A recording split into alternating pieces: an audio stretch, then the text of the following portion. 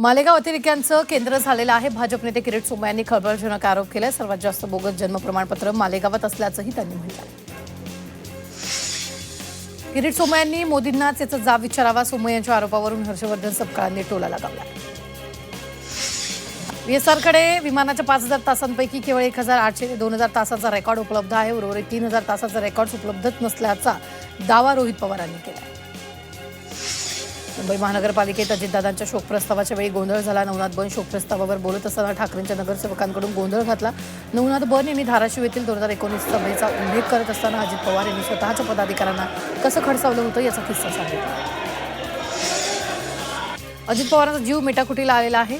तर पक्ष सोडून जाईल इतका जीव नकोसा करायचा तर भाजप हा पक्ष नसून छळछावणी असल्याची टीका खासदार संजय राऊतांनी केली. जपान तरुणी मराठीत बोलत असताना राज ठाकरेंनी कौतुक केलं. परक्यांना कळतं मात्र स्त्रियांना कळत नाही. मराठी अर्थजनांची भाषा बनवूयात. असं केल्यानं मराठीशिवाय पर्याय उरणार नाही अशी पोस्ट राज ठाकरेंनी सोशल मीडियावर केली. भाजपला ईव्हीएम मधून विजयाची गुरुकिल्ली सापडली त्यामुळे भाजपला ईव्हीएम प्रिय अशी टीका खासदार संजय राऊतांनी केली. दरम्यान भाजप निवडून आल्यानंतर बोटं मोडतात असं प्रत्युत्तर भाजपचे मुख्य प्रवक्ते नवनाथ बन यांनी राऊतांना दिलं. भाजपला विरोधी पक्षनेत्याची भीती का वाटते असा सवाल आदित्य ठाकरेंनी पुन्हा विचारलाय. स्थगिती देऊन आनंदानं कारभार करायचा असेल तर अधिवेशन बंद करा अशी टीका आदित्य ठाकरेंनी केली. एकनाथ शिंदे यांच्या शिवसेनेकडून राज्यसभेसाठी माजी खासदार राहुल शेवाळे यांचं नाव जवळपास निश्चित झाले. राहुल शेवाळे यांच्यासोबत शायना एनसी, संजय निरुपम यांच्याही नावाची चर्चा सुरू आहे. राज्यसभेसाठी भाजपची नावं ठरली असल्याची सूत्रांची माहिती आहे. रामदास आठवले, विनोद तावडे, विजया रहाटकर, धैर्यशील पाटील यांची राज्यसभेवर वर्णी लागण्याची शक्यता आहे. शरद पवार पुन्हा राज्यसभेवर जाणार असल्याची सूत्रांनी माहिती दिली. शरद पवार यांच्यासोबत घटक पक्षातील नेत्यांची चर्चा झाल्याची माहिती समोर आली. राष्ट्रवादीकडून पार्थ पवार यांची राज्यसभेवर वर्णी लागणार आहे. राष्ट्रवादीच्या कोर कमिटीच्या बैठकीत त्याबाबत निर्णय झाल्याची माहिती आहे. सुनेत्र पवार यांच्या उपस्थितीत झालेल्या कोर कमिटीच्या बैठकीत पार्थ पवार यांच्या नावावर शिक्कामोर्तब झाल्याचं समजतं. राज्याच्या भाजप कार्यकारिणीची प्रदेशाध्यक्ष रवींद्र चव्हाण यांच्याकडून घोषणा करण्यात आली. कृष्णराज महाडिकांची भाजप युवा मोर्चाच्या अध्यक्षपदी नियुक्ती करण्यात आली. तर नवनाथ बन यांची मुख्य प्रवक्तेपदी नियुक्ती करण्यात आली. गोपीचंद पडळकर, सुजय विखेंसह 12 प्रदेश उपाध्यक्ष नेमण्यात आले. अधिवेशनाच्या दुसऱ्याच दिवशी विरोधक आक्रमक झालेत. विधिमंडळाच्या पायऱ्यांवर विरोधकांनी आंदोलन करण्याची मागणी केली आहे. तर राष्ट्रवादीचे नेते शशिकांत शिंदे यांच्यासह अनेक नेते आणि आमदार या आंदोलनात उपस्थित होते. डोंबिवलीतल्या आयरेगाव परिसरातील समर्थ कॉम्प्लेक्स इथं रेरा घोटाळ्यातील 65 इमारतींना दिलासा द्या अशी भूमिका भाजप नगरसेवक दीपेश म्हात्रे यांनी घेतली आहे. नागरिकांच्या प्रश्नावर भाजपकडून बैठक पार पडली. बैठकीत दीपेश म्हात्रे काढून संबंधित इमारती करण्याची मागणी केली. ठाण्यात भाजपनं काँग्रेस विरोधात आंदोलन केलं. AI समिटमधून युथ काँग्रेसच्या आंदोलनाचा निषेध करण्यात आलेला आहे. राहुल गांधींच्या फोटोला जोडे मारत निषेध केला. कल्याण डोंबिवलीत बांगलादेश आणि परप्रांतीय मच्छी विक्रेत्यांमुळे स्थानिक भूमिपुत्र मच्छी विक्रेत्यांच्या व्यवसायावर गदा येत असल्याचा आरोप केला. या संदर्भात कोळी समाजाच्या शिष्टमंडळाने TMC महापौरांना निवेदन देत संबंधित विक्रेत्यांवर तात्काळ कारवाई करण्याची मागणी केली. राज्यातील 22 जिल्हा परिषद निवडणुका लांबणीवर पडलेल्या आहेत. 50% आरक्षण मर्यादा ओलांडलेल्या स्थानिक स्वराज्य संस्थांच्या निवडणुका घेण्यास सुप्रीम कोर्टानं मनाई केली आहे. त्यामुळे 22 जिल्हा परिषद आणि त्याअंतर्गत येणाऱ्या पंचायत समितीच्या निवडणुका प्रलंबित राहणार आहेत. रायगडमध्ये सत्तेत सहभागी होण्याची शिवसेनेची स्वप्न हवेत विरण्याची शक्यता आहे. भाजप आणि राष्ट्रवादी एकत्र येऊन सत्ता स्थापन करतील. वरिष्ठांकडून आदेश आल्यास शिवसेनेलाही सत्तेत सहभागी करून घेतलं जाईल भाजप नेत्यांनी असं म्हटलं. भंडारा शहरात भूमिगत गटर पाईपलाईनचं काम निकृष्ट दर्जाचं सुरू असल्याचा आरोप खासदार प्रशांत पडोळेंनी केला. या कामाकडे नगर परिषदेचं दुर्लक्ष होत असून कामाची चौकशी करण्याची मागणी केली. पंढरपूर शहरातील जिजामाता उद्यानाचं काम निकृष्ट दर्जाचं होत असल्याचा आरोप मनसे नेते दिलीप धोत्रे यांनी केला. अद्याप उद्यान सुरू व्हायचंय मात्र त्याआधीच उद्यानातील पेव्हिंग ब्लॉक कंपाऊंड वॉल खेळण्यावर धोत्रेंनी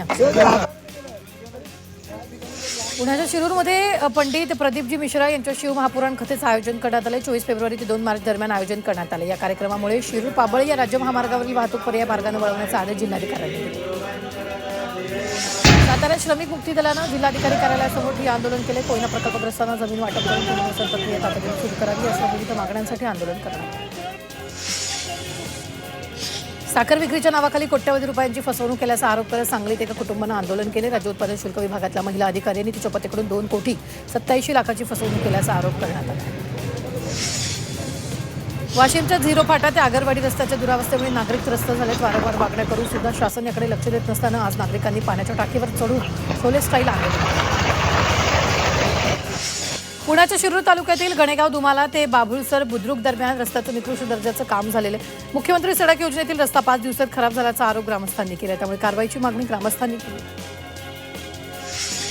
नाशिकमध्ये गुरुवारपासून विश्व मराठी संमेलन सुरू होणार आहे. संमेलनात 12 देशातून 4,500 मराठी भाषिक सहभागी होणार आहेत. माजी सरन्यायाधीश भूषण गवई यांनी मुख्यमंत्री फडणवीससह संमेलनाला उपस्थित राहणार आहेत. महापालिका रुग्णालयाच्या माध्यमातून रक्तदान शिबिरांचं आयोजन केलं जाते. मात्र या शिबिरांसाठी दिल्या जाणाऱ्या वाहनांच्या परवानगीसाठी अतिरिक्त आयुक्तांच्या सहीची अट अनिवार्य केली आहे. त्यामुळे वेळ वाया जात नसल्यानं रक्तदान शिबिर अडचणीत आल्याने रक्ताचा तुटवडा निर्माण होण्याची शक्यता आहे.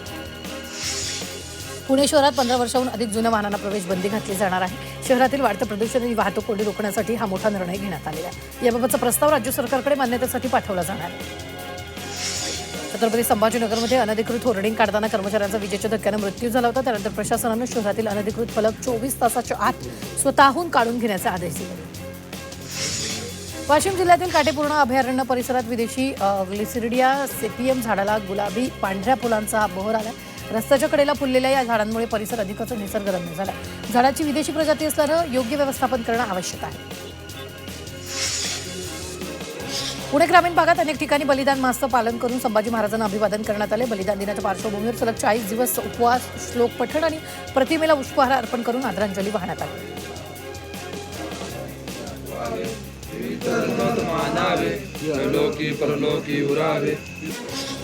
डोंबिवलीच्या आयरेगाव टावरीपाड्यात भीषण पाणी टंचाई निर्माण झाली. स्थानिकांना पाण्यासाठी वणवण करावी लागते. पाण्यासाठी नागरिकांना 200 रुपये मोजावे लागतात. पिंपरी चिंचवडमध्ये वाढत्या उन्हामुळे पाण्याची मागणी वाढू लागली आहे. दरम्यान विस्कळीत, अपुरा आणि कमी दाबानं पाणी पुरवठा होत असल्याच्या तक्रारी वाढू लागल्या. गेल्या 22 दिवसात शहरातील 8ही क्षेत्रीय कार्यालय हद्दीत 470 तक्रारी महापालिकेच्या सारथी हेल्पलाईनवर आलेल्या आहेत. फेब्रुवारीपासून उन्हाच्या झळा लागू लागल्यात आणि एप्रिल महिन्यात तर उन्हाळा आणखी तापदायक होऊ शकतो. त्यामुळे 1ली ते 9वीच्या वार्षिक परीक्षा मार्चमध्येच ठेवा अशी मागणी शिक्षक आणि मुख्याध्यापक संघटनांनी केली. छत्रपती संभाजीनगरच्या मराठवाडा विद्यापीठांतर्गत संस्थांनी त्यांच्या कर्मचाऱ्यांना हीन कामं दिल्यास कारवाई करणार असा ठराव विद्यापीठानं मान्य केला. संलग्न महाविद्यालयांमध्ये कार्यरत कर्मचाऱ्यांना प्राचार्य, संस्थाचालक 3 दर्जाची कामं सांगतात. त्यामुळे हा निर्णय घेण्यात आला. मराठा आरक्षणाबाबत एक धक्कादायक माहिती पुढे आली आहे. जरांगेंचे मुंबई येथील आंदोलन संपल्यावर तात्काळ हैदराबाद गॅझेटियर लागू करा. मराठा समाजाला ओबीसी प्रमाणपत्र देऊ असं आश्वासन राज्य सरकारनं दिलं. मात्र तब्बल 6 महिन्यानंतरही या गॅझेटच्या अनुषंगानं कार्यपद्धती राज्य सरकारनं ठरवली नाही. मुस्लिम आरक्षणावर मुंबई उच्च न्यायालयात 9 मार्चला सुनावणी होणार आहे. महाराष्ट्र सरकारनं मुस्लिमांचं 5% आरक्षण रद्द करण्याचा निर्णय घेतलाय. त्याविरोधात मुंबई उच्च न्यायालयात 9 मार्चला महत्त्वपूर्ण सुनावणी पार पडणार आहे. आयडीएफसी फर्स्ट बँकेच्या चंदीगड शाखेत हरियाणा सरकारच्या खात्यांमधून 590 कोटी रुपयांचा आर्थिक गैरव्यवहार उघडकीस आलाय. बँक कर्मचाऱ्यांनी आणि बाहेरच्या काही व्यक्तींनी मिळून हरियाणा सरकारच्या खात्यांमधील रक्कम काही लोकांच्या खात्यात वळती केली आहे. पश्चिम रेल्वेवर लवकरच 18 डब्यांच्या लोकलच्या चाचण्या होणार आहेत. 15 डब्यांच्या लोकल फेऱ्याही आता पश्चिम रेल्वेवर सुरू होणार आहेत. तसंच स्वयंचलित दरवाजे असलेल्या 18 डब्यांच्या लोकल सुरू होणार असल्यामुळे प्रवाशांना मोठा फायदा होणार. मध्य रेल्वेच्या लोकलमधून 10 महिन्यात 120 कोटी 19 लाख प्रवाशांनी प्रवास केलाय. दर महिन्याला सरासरी 12 कोटी प्रवासी लोकलचा प्रवास करत असल्याची माहिती रेल्वे अधिकाऱ्यांनी दिली. पश्चिम रेल्वेच्या मुंबई विभागानं मागील 6 वर्षात 85,800 टन गवताची वाहतूक केली. लष्करी जनावरांसाठी खाद्य म्हणून तसंच विविध उपक्रमांसाठी हे गवत पुरवण्यात आलं. यामधून रेल्वेला 11 कोटी 54 लाखांचा महसूल मिळाला. कुंभमेळ्याच्या पार्श्वभूमीवर नाशिक शहरात सुमारे 1,300 कोटींच्या निधीतून विविध पूल आणि रस्त्यांची कामं सुरू आहेत. शहरातील 28 प्रमुख रस्त्यांवर एकाच वेळी कामं सुरू असल्यानं वाहतूक कोंडीमुळे नागरिकांची गैरसोय होते. मात्र 15 मार्चपर्यंत सर्व कामं पूर्ण करण्याच्या सूचना देण्यात आल्या. नाशिक शहरात तापमानात वाढ झाली. सध्या 34 अंश सेल्सिअसपर्यंत तापमानाचा पारा वाढलाय. पुढील काही दिवसात तापमान आणखी वाढ होण्याचा अंदाज हवामान विभागानं वर्तवला. उन्हाळ्यात जनावरांसाठी ओला चाऱ्याची कमतरता जाणवते. दुग्ध उत्पादक शेतकऱ्यांना ओला चारा खरेदी करण्यासाठी शासनानं पूर्वीप्रमाणे अनुदान देण्याची मागणी केली आहे. सांगोल्याचे आमदार बाबासाहेब देशमुख यांनी विधानसभेत ही मागणी केली. मुंबईच्या राणीच्या बागेत थेट गुजरातेतून सिंह आणण्याचे प्रयत्न महानगरपालिकेकडून सुरू आहेत. राणीच्या बागेसाठी सिंहाची मागणी करणारं पत्र महापौर ऋतू तावडे लवकरच गुजरातच्या मुख्यमंत्री भूपेंद्र पटेल यांना देणार आहे. मुंबई महापालिकेत नोकरी लावण्याचा आमिष दाखवत राज्यातील अनेक तरुणांची आर्थिक फसवणूक करण्यात आली. सांगली, सातारा, कोल्हापूर या जिल्ह्यातील 43 तरुणांनी तक्रार दाखल केली आहे. या टोळीतील प्रमुख आरोपी महिला असून महापालिकेत शिपाई पदावर नियुक्त असल्याची माहिती पोलिसांनी दिली. छत्रपती संभाजीनगरमध्ये तरुण पिढीला नशेच्या जाळ्यात ओढणाऱ्या ड्रग्ज रॅकेटवर पोलिसांनी कारवाई केली आहे. या रॅकेटचा मुख्य सूत्रधार अशफाक पटेल याची पोलिसांनी भर रस्त्यातून धिंड काढली. नाशिक शहरात वाहतूक नियमांचं उल्लंघन रोखण्यासाठी अत्याधुनिक डिजिटल पोलीस प्रणाली सुरू करण्यात आली. 40हून अधिक सिग्नल चौकांवर ऑटोमॅटिक नंबर प्लेट रेकग्निशन यंत्रणा कार्यान्वित करण्यात आली. यानुसार नियम मोडणाऱ्या तब्बल 75 वाहन चालकांना ई चलन पाठवण्यात आले. जुन्नर तालुक्यातील बोरी बुद्रुक इथे चोरट्यांनी सशस्त्र दरोडा टाकत 25 लाखांचा ऐवज लंपास केला. घरातील व्यक्तींना मारहाण करत 15 तोळे सोन्याचे दागिने तर 10 तोळे चांदीचे दागिन्यांसह काही रोख रक्कम चोरट्यांनी चोरून नेली. नांदेडमध्ये चोरट्यांनी एटीएम पळवल्याचं समोर आलं. या ठिकाणी सुरक्षा रक्षक नसताना काल मध्यरात्री चोरट्यांनी डाव साधलेला आहे. एटीएम पळवण्यापूर्वी चोरट्यांनी सीसीटीव्हीचे वायरही कापले. बीड शहरातील बालेपीर परिसरात घरफोडी झाली आहे. अज्ञात 4 ते 5 व्यक्तींनी घरफोडी करण्यापूर्वी घराबाहेर सीसीटीव्ही फोडले तसेच घरातील साहित्यांची तोडफोड केली. साताऱ्यातील उमरजमध्ये चोरी झाली. एका सराफ व्यापाऱ्याच्या हातातील दागिन्यांची पिशवी घेऊन चोर लंपास झाला. यामध्ये 8 तोळे सोन्याचे दागिने 5 किलो चांदीसह रोख रक्कम लंपास केली. वाई येथील रोहित्रांमधील तांब्याच्या तारेची चोरी करणाऱ्या 6 जणांना पोलिसांनी अटक केली आणि या कारवाईत पोलिसांनी तब्बल 17 लाख रुपयांचा मुद्देमाल जप्त केला. आरोपींची आणखी चौकशी केल्यानंतर त्यांच्याकडून 7 गुन्हे उघडकीस आले. अकोल्याच्या डॉक्टर पंजाबराव देशमुख कृषी विद्यापीठात 2 दिवसीय राष्ट्रीय परिसंवादाचं आयोजन करण्यात आलं. भारताच्या कृषी भविष्यासह इतर महत्त्वपूर्ण विषयांवर आयोजन करण्यात आले. देशातील नामवंत कृषी अर्थतज्ञासह महाराष्ट्र राज्य कृषी मूल्य आयोगाचे अध्यक्ष पाशा पटेल हे उपस्थित होते. शिरूरमध्ये मऊ पाटीचं कासव आणि उदमांजर तस्करी करण्यात वन विभागाने एकाला अटक केली आहे. तसंच या प्रकरणात अन्य फरार आरोपींचा शोध सुरू आहे.